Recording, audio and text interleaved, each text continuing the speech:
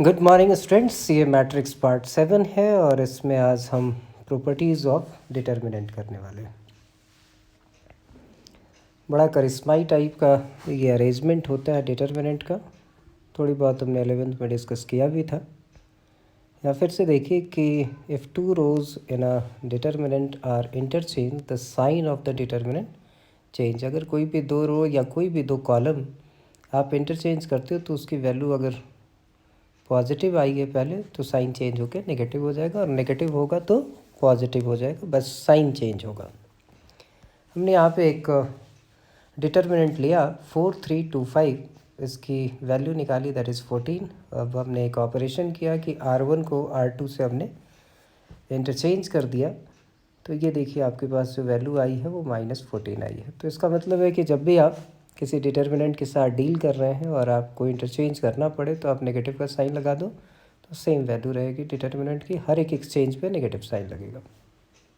The next one, the value of determinant remain same after row और column operation. रो और column operation चाहे जितने मर्जी आप करें, डिटर्मिनेंट की वैल्यू चेंज नहीं होती। ये देखिए एक डिटर्मिनेंट था जो 4, 3, 2, 5, इसकी वैल्यू है 14। एक ऑपरेशन हमने किया कि R1 - 2R2, सेकेंड रो को 2 से मल्टीप्लाई करके और फर्स्ट रो से हमने सब्ट्रैक्ट कर दिया, तो चेंजेस सिर्फ फर्स्ट रो में आएंगे। तो ये देखिए चेंजेज आए हैं, हमने वैल्यू निकाली, ये अगेन 14 आ रहा है। फिर अगेन ये जो चेंज वाला डिटर्मिनेंट था उसमें फिर एक ऑपरेशन लगा दिया कि चलो C1 + C2 करके देख लेते हैं। ये देखिए फिर से वैल्यू आपकी सेम आई। इसका मतलब चाहे जितने मर्जी ऑपरेशन करें डिटर्मिनेंट की वैल्यू चेंज नहीं होगी। तो इसका क्या यूज़ है कि हम मैक्सिमम ये चाहते हैं कि ये ऑपरेट करके किसी रो या किसी कॉलम के दो एलिमेंट जीरो हो जाए तो हम उसको एक्सपेंड करें, तो थोड़ी सी कैलकुलेशन कम हो जाएगी हमारी, या प्रूविंग वाले क्वेश्चंस में हेल्प मिलेगी। ये थर्ड है कि if all the numbers of any row और column are zero then the value of determinant is zero. किसी रो या किसी कॉलम के सारे एलिमेंट जीरो हो जाए, रो ऑब्लिक कॉलम भी आप लिख लेना, तो डिटर्मिनेंट की वैल्यू ज़ीरो हो जाएगी। क्योंकि आप ये जो डिटर्मिनेंट है तो इसमें आप बोलेंगे कि भाई किसी के अलॉन्ग भी एक्सपेंड कर सकते हैं, तो R1 के अलॉन्ग एक्सपेंड कर देते हैं, तीनों एलिमेंट जीरो हैं तो इनके कोफैक्टर कुछ भी निकले वो मल्टीप्लाई होंगे तो जीरो ही आएगा। The fourth one, if the two rows और columns are identical then the value of determinant is zero. अगर कोई दो रो आइडेंटिकल होगा तो डिटर्मिनेंट की वैल्यू जीरो आएगी। तो 2 × 2 में तो डायरेक्टली दिखा दिया। 3 × 3 में हमने एक काम किया कि दो रो आइडेंटिकल या प्रोपोर्शनल भी हों तो भी डिटर्मिनेंट की वैल्यू जीरो होगी। आपको क्या करना है, जैसे यहाँ मैंने R1 - R2 किया, R1 - R2 करेंगे वो सारे एलिमेंट जीरो हो जाएंगे। रो ऑपरेशन या कॉलम ऑपरेशन से डिटर्मिनेंट की वैल्यू चेंज होती नहीं है, तो ये देखा कि इसका रिजल्ट जो है वो ज़ीरो आ गया। नेक्स्ट ये प्रॉपर्टी है हमारे पास कि if rows be change into columns and columns into rows, इसका मतलब किसी डिटर्मिनेंट का आप ट्रांसपोज कर दो तो उसकी वैल्यू जो है वो चेंज नहीं होती। सिंपल सी प्रॉपर्टी है। इसका मतलब आपने एक डिटर्मिनेंट मैट्रिक्स ए है उसका डिटर्मिनेंट निकाल लो या उसके ट्रांसपोज का डिटर्मिनेंट निकाल लो, दोनों आउटपुट सेम आएंगे। बस सिंपल सी कहानी है, याद रखना है।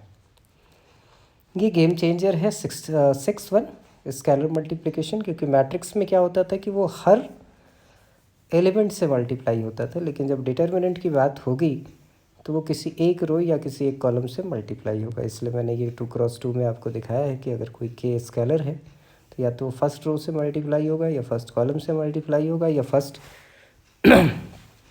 सेकंड कॉलम से मल्टीप्लाई होगा या सेकंड रो से मल्टीप्लाई होगा। इसका अपोजिट आपको याद रखना है कि अगर कुछ कॉमन निकालना है तो किसी एक रो में अगर कुछ कॉमन है तो बाहर निकाल सकते हैं, अपोजिट वाली चीज़ ज़्यादा यूज होगी।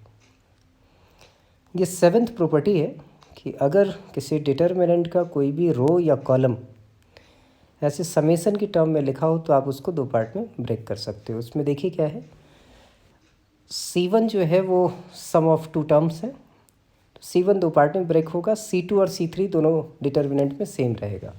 उल्टा भी आप देखें, इन दोनों को ऐड करें तो सिर्फ जो है वो फर्स्ट कॉलम में चेंजेस आने, सेकेंड एंड थर्ड कॉलम वो सेम रहेगा। तो दोनों तरीके से ये यूज होगा। The eighth property, the value of determinant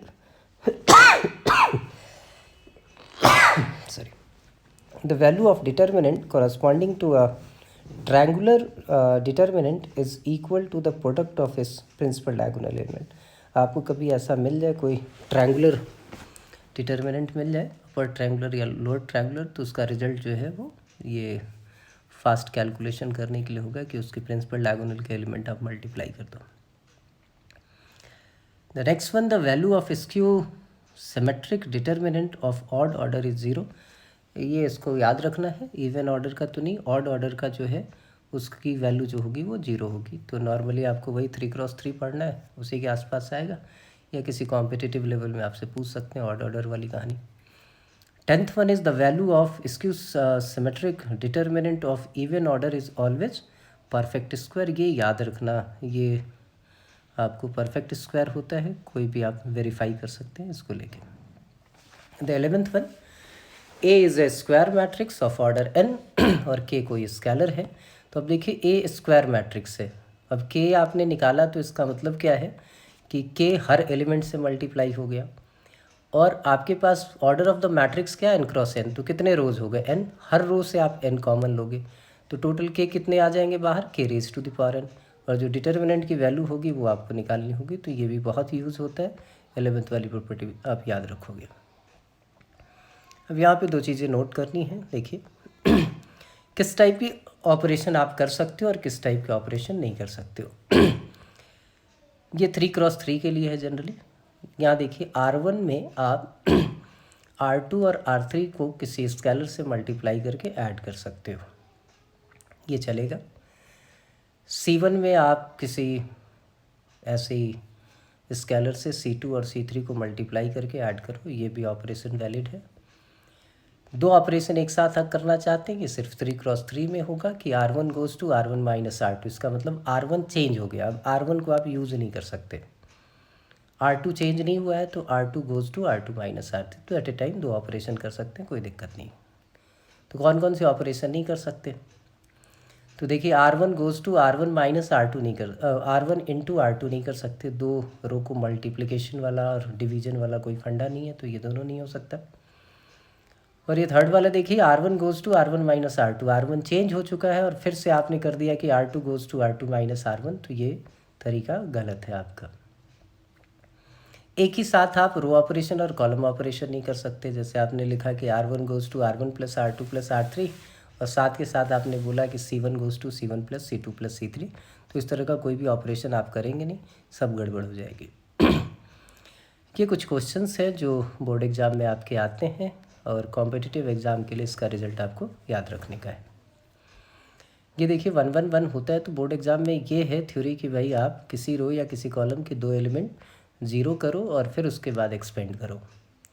तो जब भी एक पैटर्न है क्वेश्चन का कि 1-1-1 हो तो 2 0 करना आसान है, जैसे मैं R1 माइनस R2 कर दूँ, R2 माइनस R3 कर दूँ, तो यहाँ देखिए 0 a minus B, A square minus B square हो गया, और R2 गोज़ टू R3 है, तो R2 के एलिमेंट्स R3 के एलिमेंट से सब्ट्रैक्ट होगा, तो 1 माइनस 1 0 हो गया, b माइनस सी हो गया, और बी स्क्वायर माइनस सी स्क्वायर हो गया। अब फर्स्ट रो से हम a माइनस बी कॉमन ले सकते हैं, क्योंकि 0 इंटू ए माइनस बी आप बोल सकते हो, 0 के साथ तो है ही a minus B. A square minus B square के दो फैक्टर होते हैं, a minus B and A plus B. तो फर्स्ट रो से हमने a माइनस बी कॉमन ले लिया, सेकेंड रो से हमने b माइनस सी कॉमन ले लिया, ये डिटर्मिनेंट आया। अब इसको एक्सपेंड कर सकते हैं, किसके लॉन्ग एक्सपेंड करें, तो जहाँ पे ज़्यादा जीरो हो, तो C1 रो कॉलम में आपको फर्स्ट कॉलम में जो है वो 2 0 दिख रहे हैं, तो इसके लॉन्ग हमने एक्सपेंड किया, एक्सपेंड करने पे ये वैल्यू हमारे पास क्या आ गई, C माइनस है। तो ये याद रखना है कि जब भी ऐसा कुछ दिखे तो that is equal to a minus b minus C minus a, तो ये आपके पास आए। सेम ये वाला रिजल्ट भी याद रखना है आपको, डायरेक्टली कहीं देखें तो हम यूज़ करेंगे सीधा। यहाँ भी 1-1-1 है, सेम फंडा कि 1-1-1 दिखे तो 2 0 कीजिए, कॉमन निकालिए, एक्सपेंड कीजिए।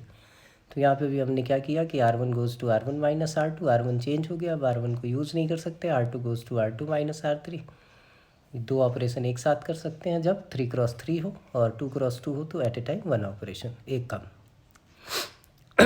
तो ये देखिए 2 0 हो गए, a माइनस बी माइनस सी यहाँ भी कॉमन हो गया, ये बचा हुआ है, हमने एक्सपेंड किया, एक्सपेंड करने के पास हमारे पास ये थोड़ी सी सिंप्लीफिकेशन अलजेब्रिक, c माइनस ए कॉमन लिया है, c प्लस बी आ गया, बाद में ये आपके पास आ गया, ये प्रूव हो गया। नेक्स्ट क्वेश्चन भी ऐसा ही है 1-1-1 वाला। सेम फंडा, 2 0 करना है, बहुत सिंपल है, जब भी 1-1-1 दिख जाए तो R1 minus R2, R2 minus R3 आपने किया, A minus B minus C आपने कॉमन लिया। इसके बाद आप इसको एक्सपेंड कर सकते हो, या आपको दिख रहा है कि एक ऑपरेशन और कर ले तो कोई बुराई नहीं है।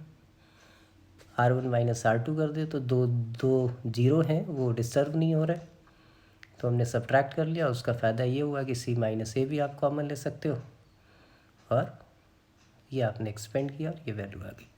तो सब कुछ डिपेंड करेगा। 1 1 1 वाले में तो ठीक है, आँख मूंद के आप ये काम कर सकते हो, लेकिन सब डिपेंड करेगा कि राइट हैंड साइड में प्रूव क्या करना है। जैसे इस वाले पार्ट पे आ जाते हैं। ये क्वेश्चन है, ये बहुत पुराना क्वेश्चन है जेई का, और कंडीशनल है कि बिना एक्सपेंड किए हुए एक डिटर्मिनेंट को दूसरे डिटर्मिनेंट के इक्वल प्रूव करना है आपको। तो राइट हैंड साइड में हमें एक चीज़ दिख रही है, 2 चाहिए। तो 2 कैसे आएगा?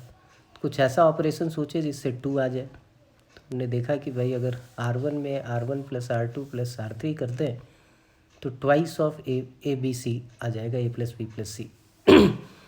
इसलिए हमने पहला ये ऑपरेशन किया, इससे क्या फ़ायदा हुआ, 2 बाहर आ गया। अब इस डिटर्मिनेंट को हमें इसमें कन्वर्ट करना है। तो देखिए, पहला रो ए बी सी चाहिए हमें, दूसरा बी सी ए चाहिए, तीसरा सी ए बी चाहिए। तो हमने देखा A प्लस बी प्लस सी है, तो R2 से अगर हमने R1 में से R2 माइनस कर दे तो A बच जाएगा। तो हमने एक काम किया कि चलो इसको सब्ट्रैक्ट कर लेते हैं, तो यहाँ ए बी सी बच गया। अब A से आप थर्ड वाले रो को डिस्टर्ब कर सकते हो, वहाँ पे सी ए बी चाहिए था तो R3 माइनस R1 कर लिया। अब थर्ड वाले रो से अगर थर्ड वाले रो को अगर सेकंड रो से सब्ट्रैक्ट करेंगे तो जो बी सी ए चाहिए था वो आ जाएगा। तो डिटर्मिनेंट से आपने डिटर्मिनेंट प्रूव कर दिया। सिमिलरली अगला क्वेश्चन देखें, ऐसा भी क्वेश्चन आ सकता है कि without expanding prove that the value of this determinant is equal to 0। किसी भी डिटर्मिनेंट की वैल्यू दो ही केस में 0 होती है, या तो दो रो आइडेंटिकल हो जाए या प्रोपोर्शनल हो जाए, या फिर किसी एक रो या किसी एक कॉलम के सारे एलिमेंट 0 हो जाए। अब यहाँ ऐसा कुछ दिख नहीं रहा है, लेकिन एक पैटर्न दिखेगा जब भी आप ध्यान से देखोगे। तो 7 9 जा 63 होता है, और उसमें 2 ऐड कर दे तो 65 आ जाएगा। 8 9 जा 72 प्लस 3 75। सिमिलरली 9 9 जा 81 प्लस 5 86। तो सिर्फ हमने एक ऑपरेशन किया, C3 goes to C3 minus 9 times of C2 plus C1, और ये डिटर्मिनेंट की वैल्यू 0 आ गई। एक नेक्स्ट क्वेश्चन और लिया हमने। अब इसमें देखना, राइट हैंड साइड में हमें 5x प्लस 4 लेके आने का है। तो हमने देखा R2 और R3 को ऐड करते हैं तो सारे एलिमेंट जो हैं उस रो के 5x प्लस 4 हो जाएंगे, जो राइट हैंड साइड में हमें चाहिए। इसलिए हमने ये वाला काम किया। 5x प्लस 4 जब कॉमन हो गया तो 1 1 1 हो गया, और जब भी 1 1 1 हो जाए तो 2 0 करके हमें एक्सपेंड करना होता है। तो हमने C1 goes to C1 minus C2 किया, और C2 goes to C2 minus C3 किया। एक ही टाइम आप या तो कॉलम ऑपरेशन करोगे या फिर रो ऑपरेशन करोगे, वो पहले हमने डिस्कस किया है अभी। 2 0 किया, एक्सपेंड किया, और हमारे पास ये रिज़ल्ट आ गया। ये आगे एक आध क्वेश्चन और है, कुछ टेक्निक्स और सीखनी है। अब यहाँ पे देखिए, यहाँ पे A प्लस बी प्लस सी हमें चाहिए राइट हैंड साइड में, A प्लस बी प्लस सी का होल क्यूब। तो हमें दिमाग लगाना है कि A प्लस बी प्लस सी बनेगा कैसे। तो हमने सोचा है कि अगर R2 और R3 को ऐड कर दें हम R1 में तो A प्लस बी प्लस सी आ जाएगा। तो A प्लस बी प्लस सी आ गया, वो कॉमन हो गया, 1 1 1 हुआ। अब तो आसान है आपके लिए कि भाई 2 0 करें और एक्सपेंड करते, 2 0 किया हमने और एक्सपेंड कर दिया, ये हमारा रिज़ल्ट आ गया।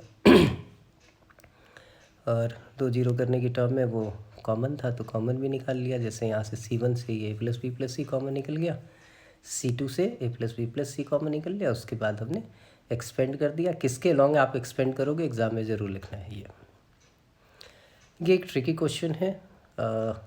ये आपके पास ये प्रूव करना था। ये प्रूविंग वाला पार्ट लगता है मैंने लिखा नहीं। ये प्रूव क्या करना है ज़रा वो देखिए। प्रूव करना है 1 plus a square plus b square का होल क्यूब, ये आपको प्रूव करना है।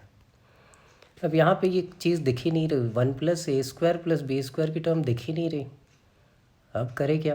तो जब भी ऐसी सिचुएशन हो तो आप कोशिश करो कि एक दो प्रॉपर्टी ऐसी लगे जिससे कुछ एक दो जगह पे कुछ कुछ ज़ीरो हो जाए। तो एक चीज़ हमें नज़र आ रही है कि ये R3 जो C3 जो है वो -2 भी है। अगर इसको मैं B से मल्टीप्लाई करूं और सब्ट्रैक्ट करूं तो ये देखिए 2ab वाली टर्म जो है फर्स्ट कॉलम में 0 हो जाएगी, क्योंकि इसके भी सेकंड रो में 2a है। और सिमिलरली इसको a से मल्टीप्लाई करके अगर इसमें से ऐड कर दूँ तो एक एलिमेंट यहाँ 0 हो जाएगा। तो एक आध 0 करने की कोशिश कर रहे हैं, तो 0 करने के लिए हमने ये ऑपरेशन किया। C1 goes to C1 minus BC3 and C2 goes to C2 plus AC3।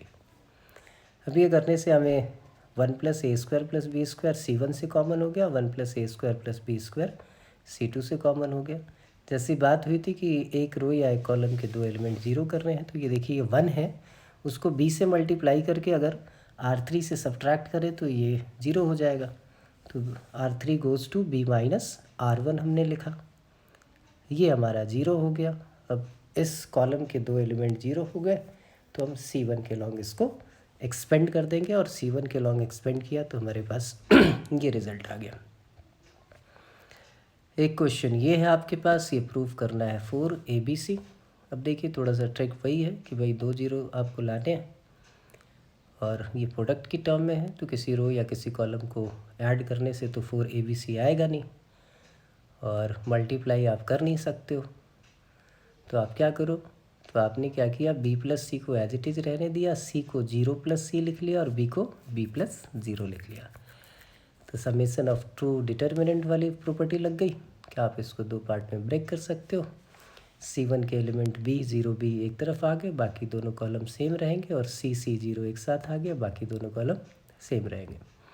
अब यहाँ पे एक 0 तो है, एक 0 और करना है, तो पहले वाले डिटर्मिनेंट के लिए ऑपरेशन क्या यूज़ किया, R3 माइनस R1, और सेकंड वाले डिटर्मिनेंट के लिए क्या यूज़ कर लिया, R2 goes to R2 minus R1। दो 0 हो गए, फिर एक्सपेंड किया, और ये रिजल्ट हमारा 4 टाइम्स ऑफ ABC आ गया। ये क्वेश्चन है जहाँ पे ये ट्रिक आपको एक सीखनी है। यहाँ पे जो डिटर्मिनेंट है उसमें सब स्क्वायर की टर्म दिख रही है, और राइट हैंड साइड में जो प्रूव करना है वो प्रोडक्ट की फॉर्म में दिख रही है। लेकिन एक चीज़ आपको नज़र आएगी इस पूरे डिटर्मिनेंट में कि बेस कुछ भी हो, उनके पावर्स का सम 2 ही आपको दिख रहा होगा हर जगह। जब भी ऐसी सिचुएशन आए तो आपको एक ट्रिक यूज़ करना है कि रो वाइज जो है वो ए से मल्टीप्लाई करना है, सेकंड रो को बी से मल्टीप्लाई करना है, थर्ड रो को सी से मल्टीप्लाई करना है। अगर रो वाइज आप मल्टीप्लाई कर रहे हो तो कॉलम वाइज कॉमन ले लो, कुछ सिचुएशन ऐसी आएगी जिससे ये क्वेश्चन सॉल्व हो जाएगा। अब यहाँ देखिए हमने क्या किया, ए बी और सी से मल्टीप्लाई किया है, तो बाहर हमें डिवाइड भी करना होगा, क्योंकि रो के साथ मल्टीप्लाई करते हैं तो ऐसी सिचुएशन नहीं होती कि हमें ये एडजस्ट करना होता है, जैसे हमने पीछे किया हुआ है कि R1 माइनस 2R2 ऐसा। लेकिन अगर किसी कांस्टेंट से आप मल्टीप्लाई करते हो तो उसके साथ डिवाइड भी करना होगा। तो पहले वाले रो को हमने A से मल्टीप्लाई कर दिया, दूसरे वाले रो को हमने B से मल्टीप्लाई कर दिया, तीसरे रो को हमने C से मल्टीप्लाई कर दिया, तो बाहर हम ABC से डिवाइड कर लेते हैं। रो वाइज जैसे हमने बोला था कि मल्टीप्लाई किया है तो कॉलम वाइज हम कॉमन ले लेंगे, कॉलम वाइज हमने कॉमन ले लिया तो ABC कट गया। अब देखिए जो राइट हैंड साइड में टर्म चाहिए वैसी वाली सिचुएशन कुछ दिख रही है, क्योंकि R1 plus R2 plus R3 करेंगे तो AB plus BC plus AC आ जाएगा, और ये कॉमन हो गया, कॉमन हुआ 1 1 1 आ गया, 2 0 किया हमने और एक्सपेंड कर दिया, और ये हमारा रिज़ल्ट आ गया। तो ये डिटर्मिनेंट वाली जो कहानी है वो सिर्फ़ और सिर्फ बोर्ड के लिए आपको करनी है। तो आप NCERT की जो सेकंड एक्सरसाइज है वो कंप्लीट करोगे, जो प्रॉब्लम है वो पोस्ट करोगे, और इसकी अच्छे से प्रैक्टिस करोगे। स्टार्टिंग में थोड़ी बहुत प्रॉब्लम आ सकती है कि क्या ऑपरेशन लगाना है, लेकिन मैक्सिमम क्वेश्चन टाइप मैंने यहाँ कवर की है, तो मुझे नहीं लगता कि बहुत ज़्यादा दिक्कत आने वाली है। Thank you.